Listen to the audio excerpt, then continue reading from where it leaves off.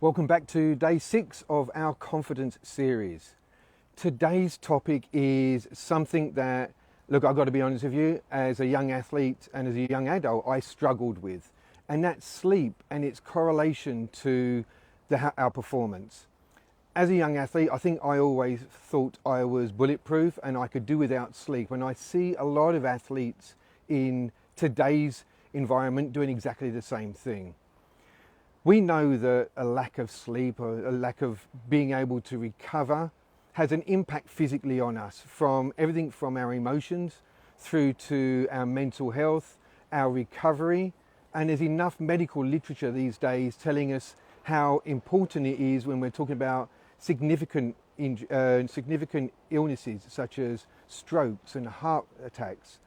So I'm not going to talk today about that aspect, but I do really want to focus on what it does in relation to performance. So when we go to sleep at night, an interesting part of our brain is it's probably more active at night than it is during the day. It's doing more recovery, both physically and mentally, than it's doing during the day. So everything that you've worked on during the day gets stored in a way that it's accessible for you the next day and subsequent days. Now, I don't know if you've seen the kids' Pixar movie, Inside Out.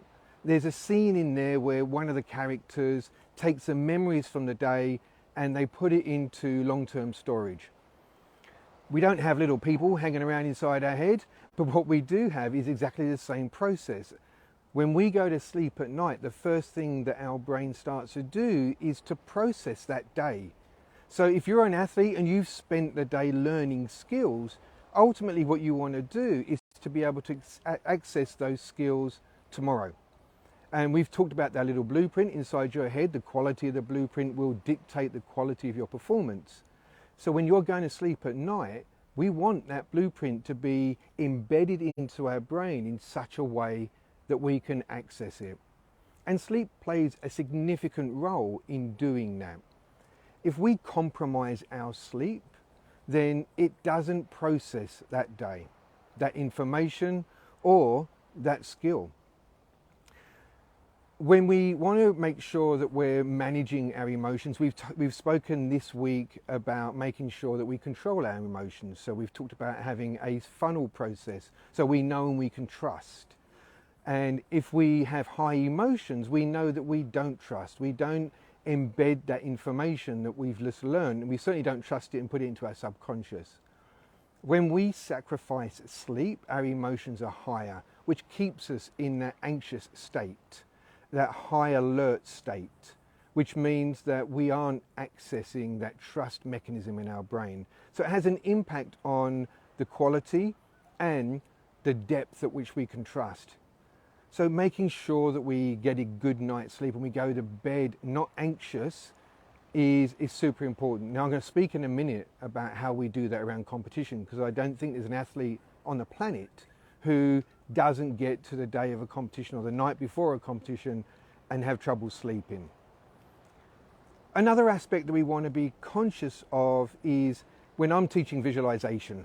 I get an athlete to visualize through the day, making sure that we replicate what we see in our brain. I think I said to you before, there's 7 different styles of visualization that we teach.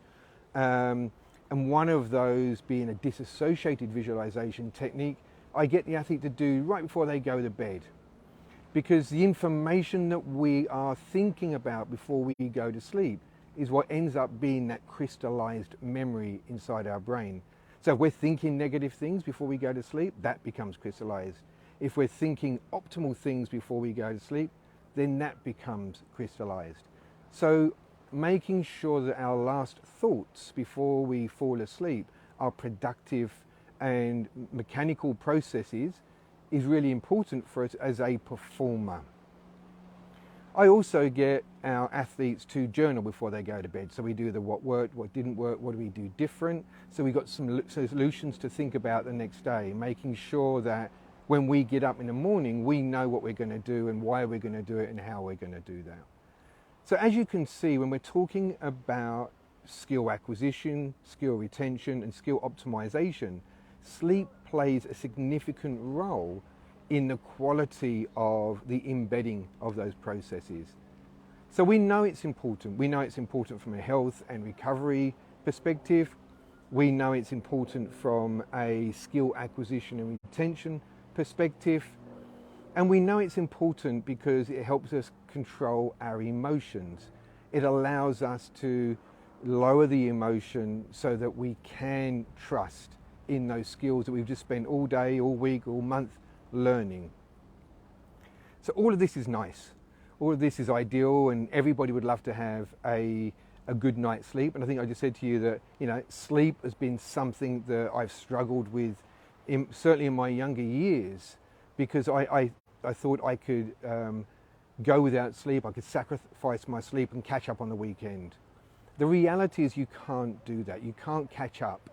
You know, if you miss a night's sleep, if you have poor sleep, then that has an impact on our confidence, has an impact on our emotions, and also has an impact on our skills and our trust level.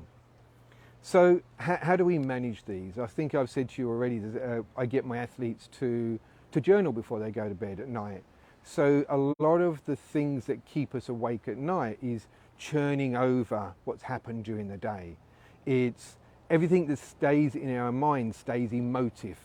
The second we start writing them down or we articulate them to somebody else, we have to put them in construct, which means we have to give them some kind of validation to the actual structure of what they are. So writing them down allows us to put some reality around them and not just process that as emotion.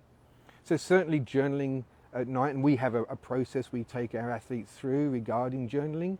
It gives the athlete a much better perspective on what they've learned, the challenges they've had, the interactions they've had, whether that be with the coach or their peers, and allows them to be able to go to sleep a lot easier. Another aspect of getting good sleep, now you would think living next to the ocean would be tranquil, wouldn't you? But clearly not. Everyone's out on Saturday, everyone's out on the boats going fishing. Sorry about that. So another thing that we can do to try and improve our quality of sleep is keep a structured sleep pattern. And that sounds really simple, and you've probably been told that a squillion and 7 times. But often when I see athletes preparing for competition, as I say, they try to do more and more and more, so they sacrifice sleep to get more training in. So they change their patterns of what their brain is doing and when it starts to shut down overnight.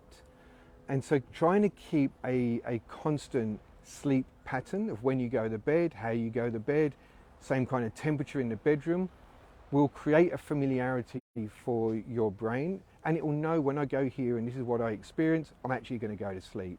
And it's a good opportunity for me to process that day. We also want to make sure that if there is anything big that you're dealing with and it is keeping you waking up, going back to sleep, waking up, going back to sleep, whether you're worried about a competition or a skill or something like that, then laying there saying to yourself, just go to sleep, isn't going to work. It's not going to allow you to optimize that strategy. So sometimes you just kind of get up, do something different, get back in bed and go back through that same process. So there's a few strategies around how you sleep.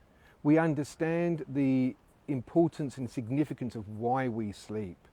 And the one aspect of this that most athletes just don't put a high enough value on, myself included when I was an athlete, was making sure that we use sleep in exactly the same way as we do everything else. It's no different to our nutrition, it's no different to our hydration or any other kind of recovery. It has to be prioritized in our mind as an important part of our training. And just thinking that you are bulletproof and you don't necessarily have to sleep is only going to make you way more frustrated, way more anxious, and you will have a lot more difficulty in replicability of your performance. So without sounding way too preachy on that, sleep is a significant part of your training. It's a significant part of your development and your process, and it will have a huge impact on the quality of your performance and how quickly you learn and retain skills. So I urge you to put sleep as a way higher priority in how you learn and how you perform. Tomorrow we're going to talk about a really touchy subject, and that's selection. I often get athletes to come to me and say, how do I get selected? I'm not being selected, I'm left on the bench, or I'm left out of the team. And so we're going to unpack that tomorrow. So if you're an athlete and you've had issues and challenges around selection, then I urge you to check in tomorrow, 9:30 Sydney time, and we'll unpack what you can do to improve your likelihood of selection. I'll also put down below this one our free Performing with Confidence workshop that's coming up on the 19th of February. We've got a Southern Hemisphere and a Northern Hemisphere time zone for you. So make sure you register for that.